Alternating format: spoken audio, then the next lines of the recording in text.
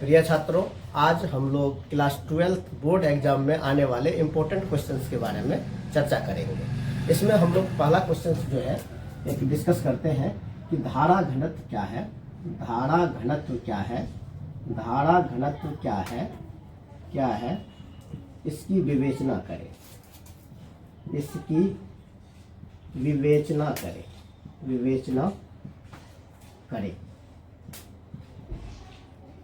ये क्वेश्चन है हमारा। इस क्वेश्चन को हम लोग अभी डिस्कस करेंगे और इसमें ये जो है 2 मार्क्स वाले क्वेश्चंस आएंगे। ये है आपके लिए 2 मार्क्स क्वेश्चंस होंगे। इसमें ये आएगा कि धारा घनत्व क्या है और इसका विवेचना करना है। तो सबसे पहले हम लोग जानते हैं कि ये धारा घनत्व क्या होता है। धारा घनत्व को समझने के लिए हम लोग समझते हैं कि कोई इस प्रकार का एक क्रॉस सेक्शन पार्ट है। मान लीजिए इससे होकर के ये क्रॉस सेक्शन एरिया है, इससे होकर के धारा प्रवाहित हो रही है। मान लेते हैं कि आई धारा प्रवाहित हो रही है और यहाँ का क्रॉस सेक्शन एरिया जो है, अनुप्रस्थ काट का क्षेत्र जो है, ये अगर ए है तो इससे इकाई अनुप्रस्थ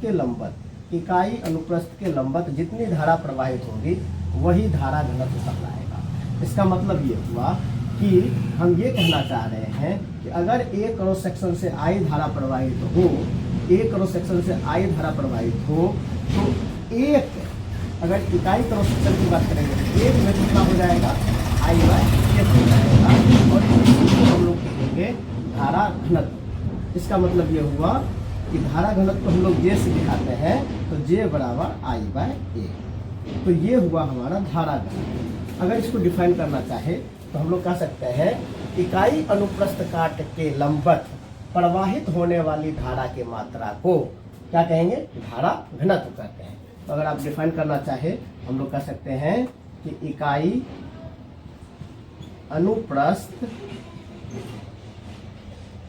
काट के लंबवत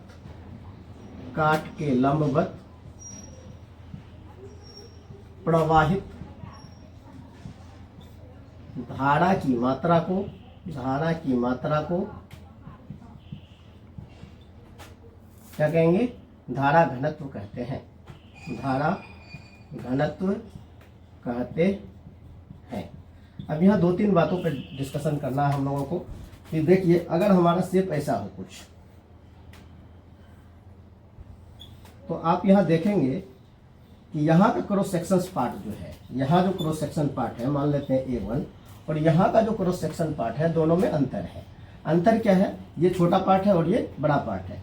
अगर दोनों से होकर करंट फ्लो कराते हैं, मान लीजिए आई करंट फ्लो होगा, तो यहाँ पे करंट डेंसिटी ज़्यादा और यहाँ कम होगा। क्यों? क्योंकि यहाँ पे एरिया ज़्यादा है। ठीक है, तो यहाँ पे अगर डेंसिटी निकालेंगे तो जे इक्वल टू क्या हो जाएगा, आई बाय A1, और यहाँ अगर आप निकालेंगे तो जे इक्वल टू क्या हो जाएगा, A2 बाय ये आई बाय A2। तो ये हमारा इस टाइप्स के लिए है। अगर आप एक और पॉइंट पे हम लोग डिस्कशन करें थोड़ा, कि अगर आपके लिए शेप चेंज हो जाए, मतलब बेसिकली हम लोग यहाँ पे क्या है, लंबवत डाले हुए हैं। हम लोग देख क्या रहे हैं कि क्रॉस सेक्शंस एरिया जो है, क्रॉस सेक्शंस एरिया अभी जो आप देख रहे हैं कि वो इस प्रकार से है। ये क्रॉस सेक्शंस एरिया इस प्रकार से है। तो आप यहाँ सीधा ये कह रहे हैं, ये आई है और ये ए है, तो इसमें आप लोग सीधा कह रहे हैं कि J equal to I bye ए हो जाएगा। लेकिन आपका अगर क्रॉस सेक्शंस एरिया, अगर आपका मान लीजिए डायग्राम इस प्रकार से हो जाए, ये आपका वायर है, तो वायर अगर इस प्रकार का हो जाए तो इसका अनुप्रस्थ काट ये टेढ़ा हो जाएगा आपका। और ये जब टेढ़ा हो जाएगा तो कितना से अगर ये टेढ़ा हो रहा है, ये सबसे पहले हम लोग देखेंगे। तो हम लोग यहाँ अगर देखें तो यहाँ से मान लीजिए कि ये आई का डायरेक्शन है और ये जो है इस क्रॉस सेक्शन का अगर पार्ट करे तो ये अगर ए है तो इसके बीच में एंगल बन जाएगा थीटा का। ये थीटा एंगल से मूव क्या हुआ है, लेकिन हम लोगों को लंबवत लेना है। क्या लेना है, लंबवत। और लंबवत वाली बात में क्या होता है कि अब इसका कंपोनेंट लेना होगा। अगर इसका एक्स कंपोनेंट लेंगे तो ये इस पे अगर आएगा तो इस डायरेक्शन में ये हो जाएगा ए कॉस थीटा, और अगर वाई डायरेक्शन ले तो ए साइन थीटा। हमने पढ़ा है कि लंबवत डायरेक्शन होना चाहिए।